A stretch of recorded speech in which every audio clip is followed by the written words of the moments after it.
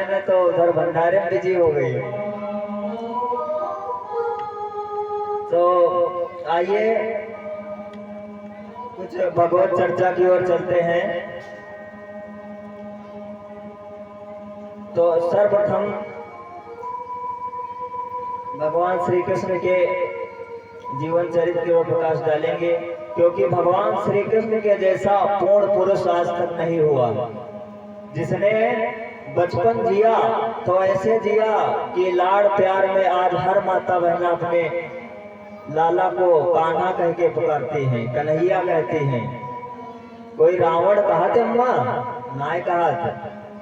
इसीलिए जिसने जवानी जी तो ऐसी जी कि आज भी अगर गांव में कोई लड़का थोड़ा ठीक ठाक चले तो कहते बड़ा कन्हैया फिरता है। और जिसने शिक्षा दिया, उपदेश दिया, तो ऐसा उपदेश दिया, गीता का उपदेश दिया, जिसके ऊपर हजारों नोबेल प्राइज निछावर कर दें तो भी उसके बराबर नहीं है। तो ऐसे महापुरुष जिनके साथ में रहकर अर्जुन ने उपदेश सुना और उस उपदेश के प्रभाव से अर्जुन तीनों लोगों को जीत सकने की सामर्थ्य रखते थे। लेकिन एक बात ध्यान रखना बंधुओं, संगत से ही गुण होत हैं और संगत से ही जात। साथ में तो सुदामा जी भी पढ़ते थे कन्हैया के, लेकिन संगत ना हो पाई, ना सीख पाए उनसे। जिनके साथ में स्वयं भगवान पढ़ते हों और उनसे न सीख पाए तो ये तो दुर्भाग्य ही कहा जाएगा।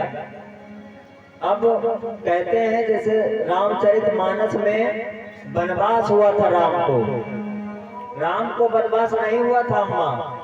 आज ये जितनी पीढ़ी है इन सबको वनवास हुआ था। अपने लड़कों को वनवास दीजिए, अगर कुछ बनाना है तो लड़कियों को वनवास भेजना पड़ेगा, क्योंकि राम जब तक अयोध्या में रहे तब तक राम कहलाए और 14 वर्षों का वनवास झेल कर आए तो मर्यादा पुरुषोत्तम भगवान श्री राम कहलाए।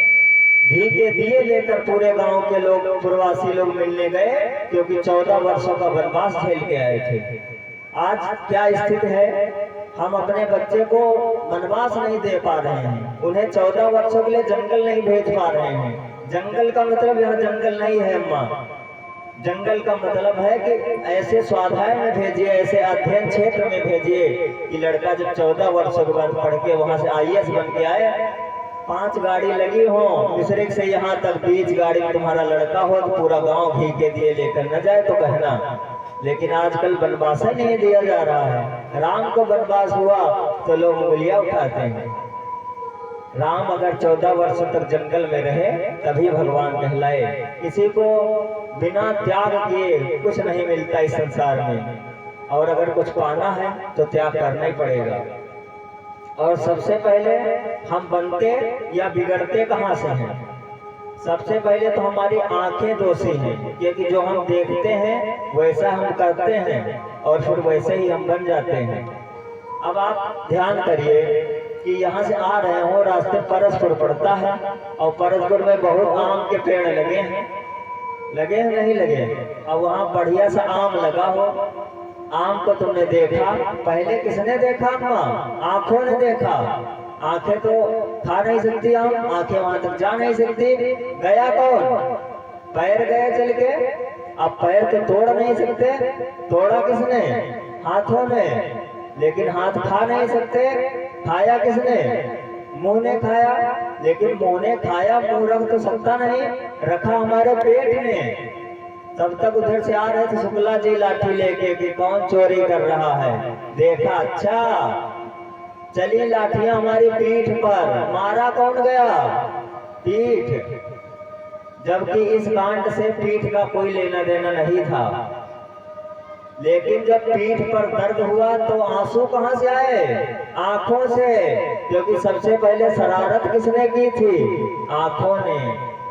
तो जीवन एक चक्र है, जिस तरीके से चला करता है। तो हम बता रहे थे कि भगवान कन्हैया के मित्र थे सुदामा। बचपन में गुरु संदीपन के वहां पढ़ते थे, बड़े प्रेम से रहते थे, और जो कुछ बनना बिगड़ना वहीं से तय हो जाता है माता। जहाँ से बच्चा अध्ययन करके आता है, जैसी संगत में रहता है। लेकिन एक इसका अपवाद भी है, जैसे हम कह रहे हैं संगत से सीखता है, तो सुदामा जी नहीं सीख पाए भगवान से कुछ।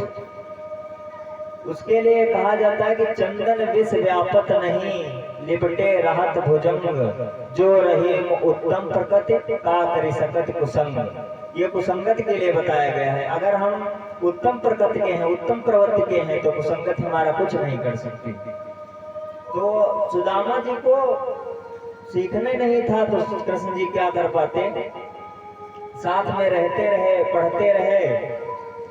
लेकिन आश्रम में रहकर पढ़ना, आश्रम के सारे काम करना, भिक्षा मांग के लाना, सारा इंतजाम जो है आश्रम के शिष्यों के हवाले रहता था।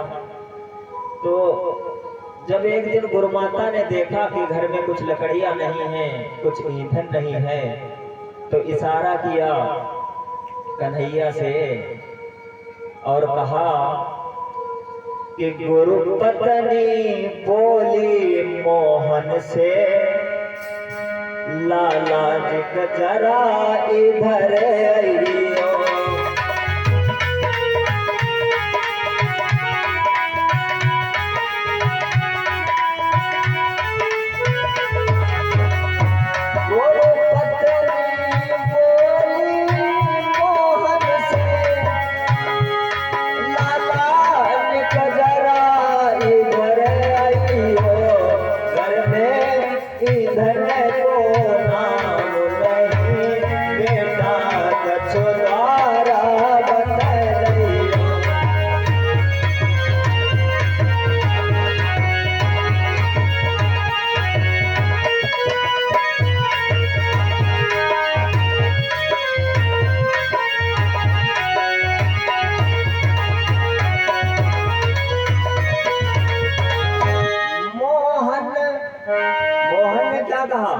मोहन बोले चिंता क्या है, जंगल से तोड़े लाता हूँ, और देख सुदामा साथ लाए, संध्या तक लौटा आता।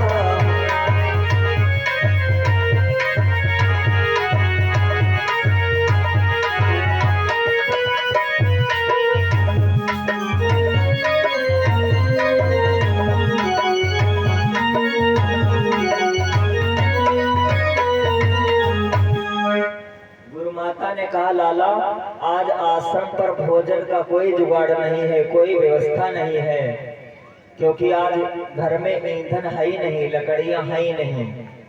तो कन्हैया जी बोले, मैया चिंता काहे को कर रही, हमारो सखा है सुदामा, सुदामा और हम साथ हम जाएंगे, लकड़ियां लेके आएंगे।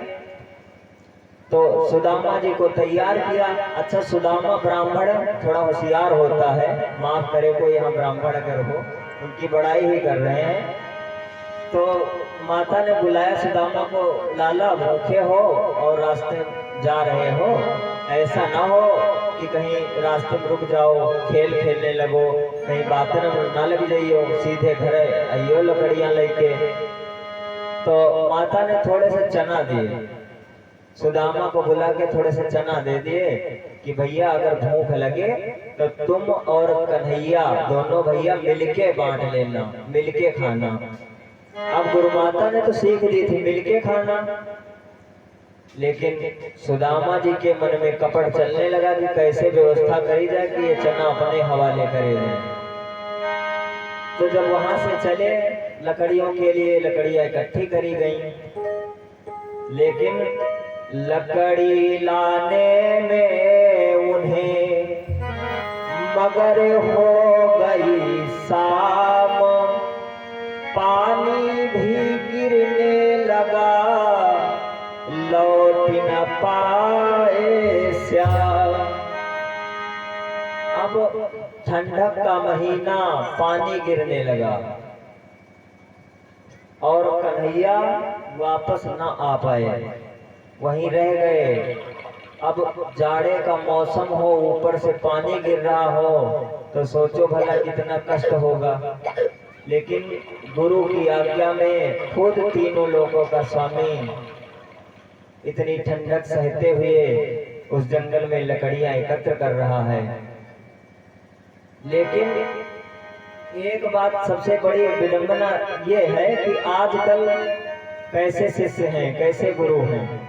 गुरु आज्ञा में भगवान कन्हैया ने भी कष्ट झेले, लेकिन ना आज वैसे गुरु हैं और ना आज वैसे शिष्य हैं। कथा चलती है तो कथा मनोरंजन के तौर पर सुनी जाती है।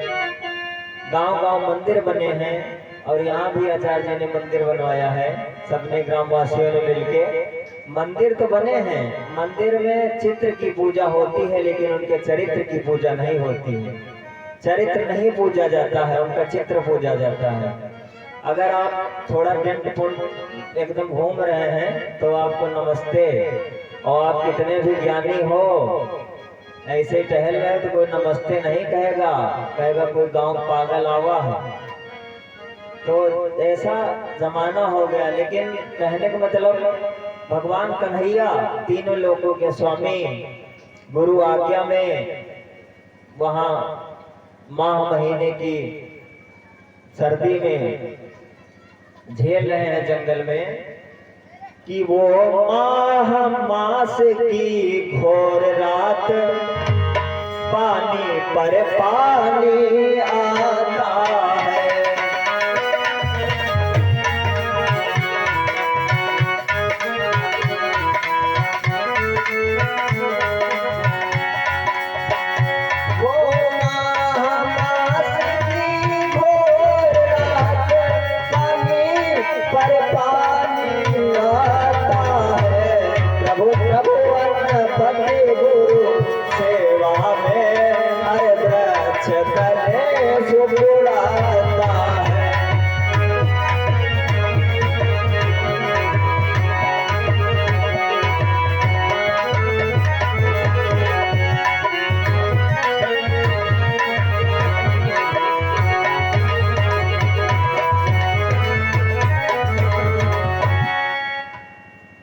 इतने माह के महीना में इतना जाड़ा, लेकिन भगवान कन्हैया गुरु आज्ञा में उस पेड़ के नीचे ठंडक झेल रहे हैं।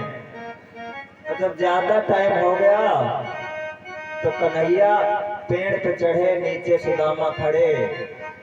सुदामा ने सोचा चना निकाले, तो जब माया आती है तो मोह भी आता है। जब चना देखे तो सुदामा को मोह आ गया कि चना थोड़े हैं, कन्हैया को देंगे ना उनके पेट ना हमारे पेट, अकेले चबा जाए। तो जब सुदामा ने शुरू कर दिया चबना, तो जब मोहन को कट-कट शब्द सुनाई दिया तो मोहन ने टोका। कन्हैया ने कहा कि मोहन ने कट-कट शब्द सुना, बोले भैया क्या खाता है।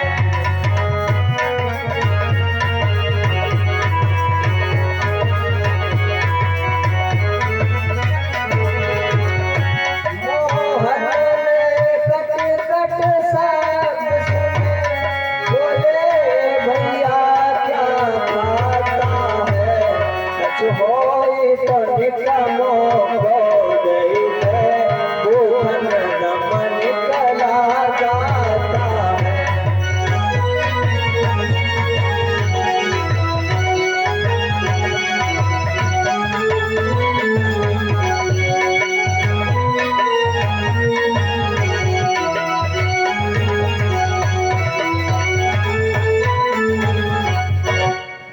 कन्हैया ने कहा भैया अगर कुछ हो तो हमें दे दो। सुदामा थोड़े से चना पे झूठ बोल गए। सुदामा ने साफ इनकार कर दिया। सुदामा ने कहा कि कपटी बोला क्या रखा है, दांतों को ठंड सताता है।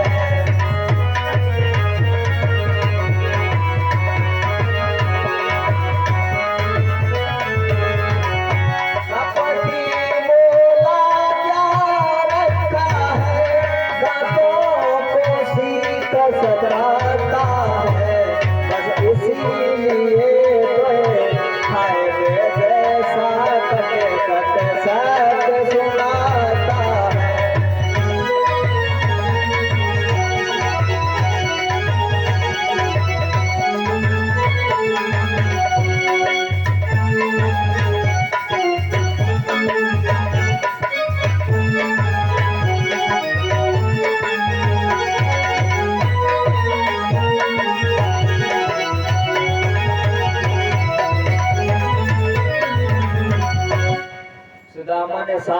इनकार कर दिया, भैया हमारे ढिंग कछु नाय है, जाते सत्ती लगी रही जैसे दांत कटकट कटकट हो रहे।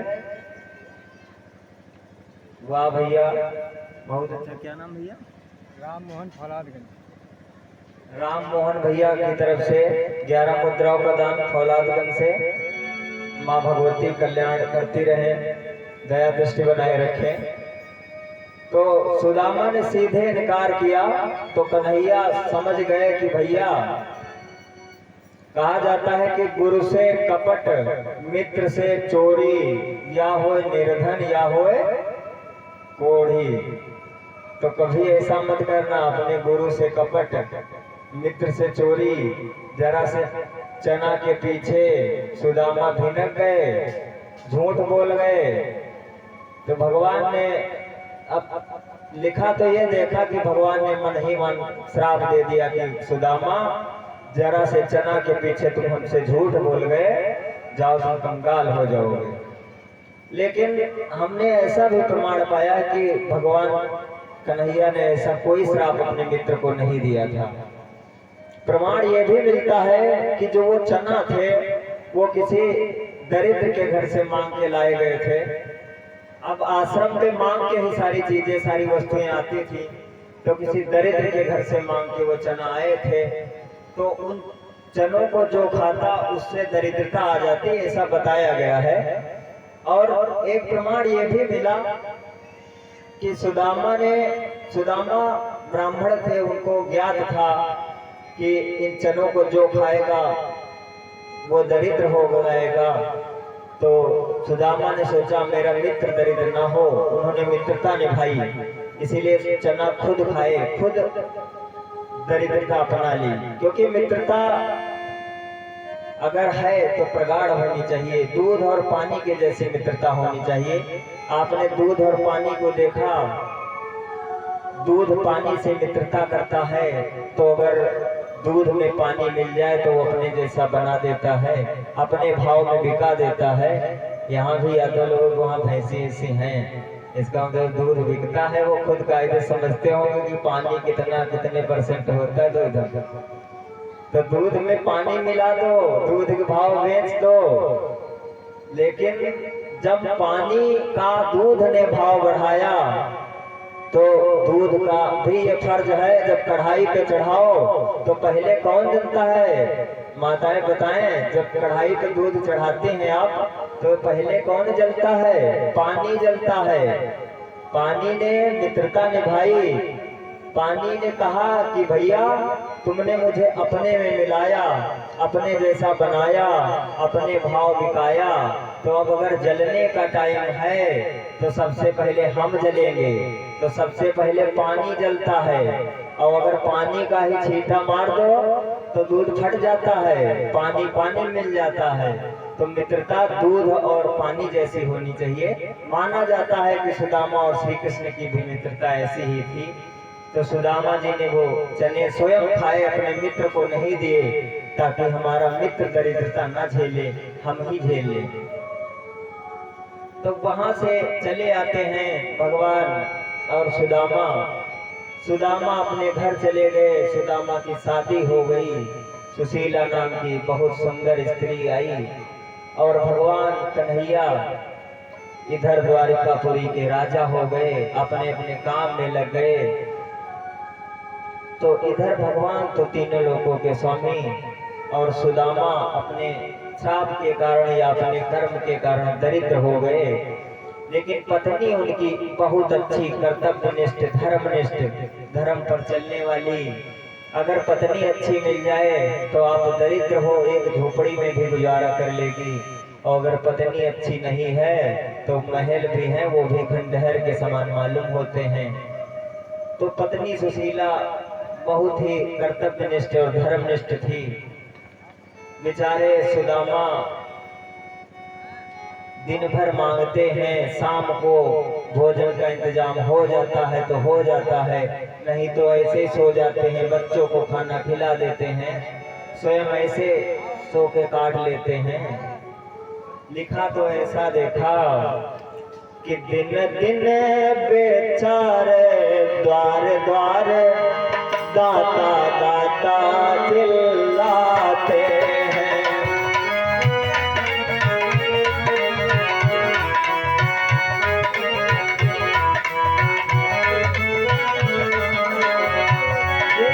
पर बेचारे बार बार दाता दाता चिल्लाते हैं, पर किसी रोग भी जी भर के वो आटा दाल न पाते।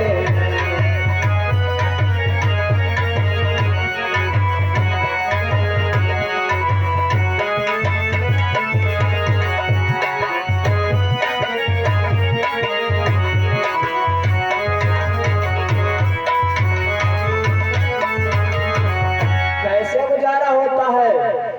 जो मठा मिले तो नमक नहीं, जो नमक मिले तो मठा नहीं। कोई घर मांगे 10 घर मांगे, लोटा भर आटा मिला नहीं।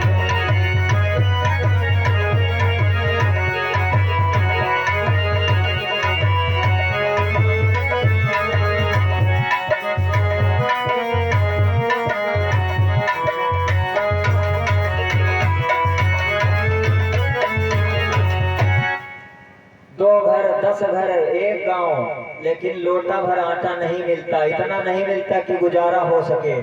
एक दिन सुशीला ने कहा, स्वामी हम और आप इतने भगवान की पूजा करते हैं, इतना स्मरण करते हैं, लेकिन पता नहीं प्रभु हम पर काहे रूठे हैं। पता नहीं प्रभु ने हमको इतनी गरीबी क्यों दी है, पता नहीं हमने कौन सा पाप किया था। और सच बात है कि कर्मन से ही आदमी महान है और कर्म से ही हीन होता है। तो सुदामा की आंखों में आंसू आ गए। सुदामा ने कहा, सुशीला आपने कोई बुरा काम नहीं किया था, बुरा काम तो हमने किया था। तो सुशीला ने कहा, महाराज ऐसा कौन सा बुरा काम आपने कर दिया जिसके कारण हम दरिद्र हैं? तो सुदामा की आंखों में आंसू आ गए और रो करके बोले, सुदामा सुनो पत्नी सुशीला जी, कि अरे हम गुरुकुल में पढ़ रहे, कृष्ण मेरे सहपाठी हैं। हम गुरुकुल में पढ़े, कृष्ण मेरे सहपाठी हैं।